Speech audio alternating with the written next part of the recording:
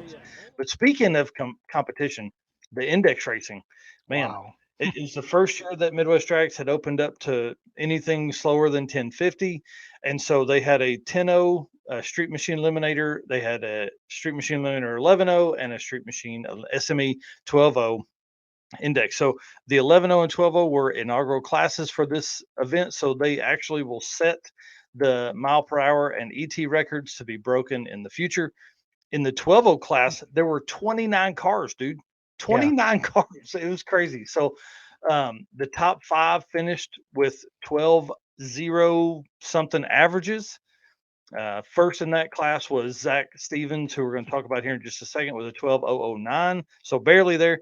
And then second was Will Shackleford with a 12.013, and literally 0.001 behind him was Scott Franks in the Chevelle wagon.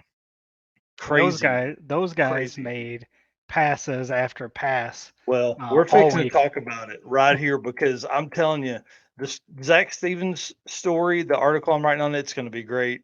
He gave me some in-depth stuff. I'm going to go into a little bit here, but it's way cooler once you hear all this stuff. So he sent, I had to ask, how many passes did you guys make during the week?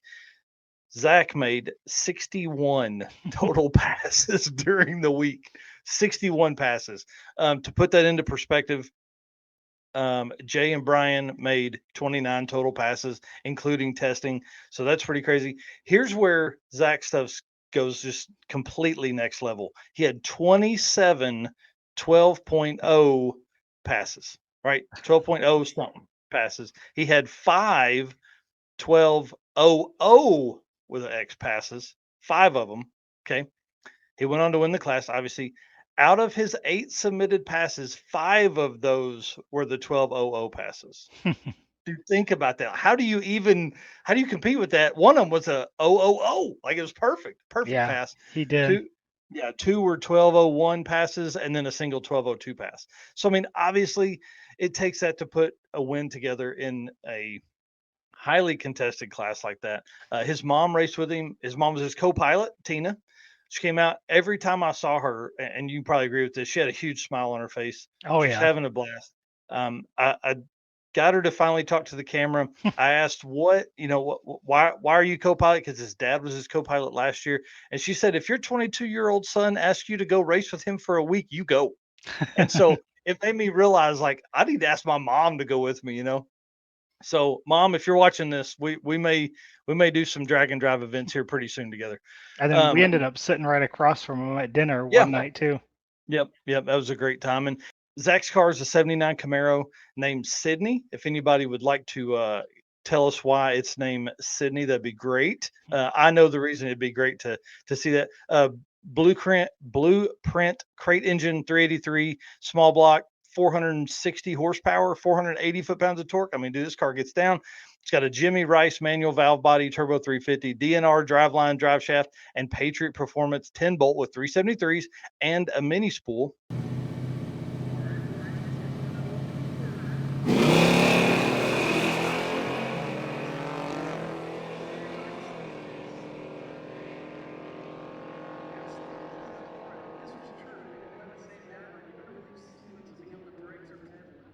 So, in this whole conversation I was having with him, he said that it was important that the car stayed together because that's his daily driver that runs him and his sister to work every day. Like, dude, it doesn't get any better than that. That's Right. I wish I was 22 and had a '79 Camaro again, or at all. I never had a '79 Camaro, but so anyway, so if anybody knows why the car's named Sydney, that'd be great. And then it says Will Shackleford made over 50 passes and lost the transmission on the last pass. Wow, he didn't say anything to me about that. Because that's our next person up. Second place, Will Shackleford, O2 Trans Am, LS1 Turbo 400 and 411 gear. His co-pilot was Thomas Jones. He took second in the SME 12.0, and all of his passes were submitted with 12.0s. I mean, like, can you sense something here? 3 of his 8 passes were submitted were a 12.00 something, and then one of his was a 12.000 on day 4, which is a big deal because by the time you get to the end of the week, that's hard. You know, it's hard making those hard lick passes if you're not going all out, you know. And these classes are going to be hard to reset the records as low as they are. Like, Yeah. What did you say Zach's was? Yeah, 12. 12,009. Right. That's Yep. the average for the week. So that's going to be hard Yeah. to reset. And then 3 other of Will's were 1201s, and then his remaining 2 passes were 1202s. You can do the math there, and you can see all the math at MidwestDrags.com. But Scott Frank's 67 Chevelle wagon race was his dad, Scott Frank Sr., and then they made 46 passes in competition and 6 on Mosier Monday. So I thought that was pretty cool. Another blueprint crate engines set up here. It's a 396 cubic inch small block. It's got a power glide, 4 10s, and a 12 bolt with a strange spool and axle. So that's kind of cool. Car makes almost 500 horsepower. But what I thought was interesting is they actually raced on a 235/60. So a tiny tire to get out there. So Mickey Thompson ET Street. So that was pretty neat. Scott did say we removed the hood, dropped the exhaust, adjusted shift points to make it happen all week. They went through 2 alternators and a belt during the week, and then they didn't even think they'd be competitive, let alone place.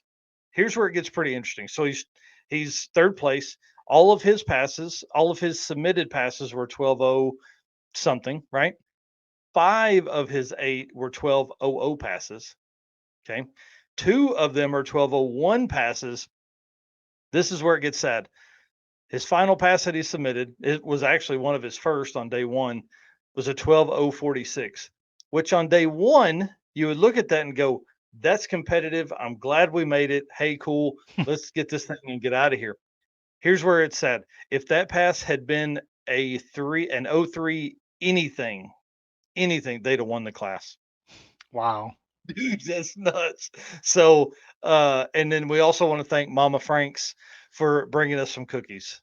I mean, Yeah, that was was cool. exciting. That was the first time we've ever had that happen. Right. So that was pretty neat.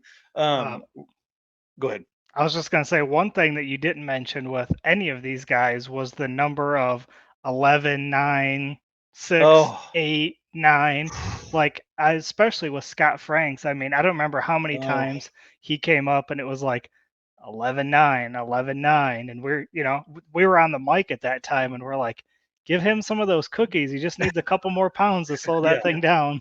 Yeah, he needed 40 pounds. He needed the hood on at Atco is what he needed. Man, I bet he ran 6 1198s, 99s, 96s in a row. Yes. Like you and I in the tower calling it, and just heartbreaking to watch that, you know. What's crazy is they had fought to get that car to 11s. That was their whole goal the whole time, was to race in the 11 class. They weren't going to be competitive at all, but that was their goal, to get to 11s, and then they couldn't get out of them. Right. No, please, no. So 29 racers, those were your top 3. Again, Zach Stevens, Will Shackleford, and Scott Franks.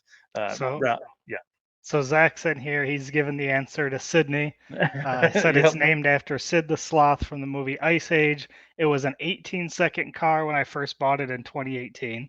Which again, we already knew that story, but pretty cool. Yep. Yeah, that's awesome. That's a really cool story. Scott Franks Jr. here said, I had a 12:011 past day 1, but had too slow of a reaction time. Oh, brutal. Yeah, anything over 1 second, and it gets added to your time slip. So which just makes that story even more crazy now, knowing that. Yeah. And then the last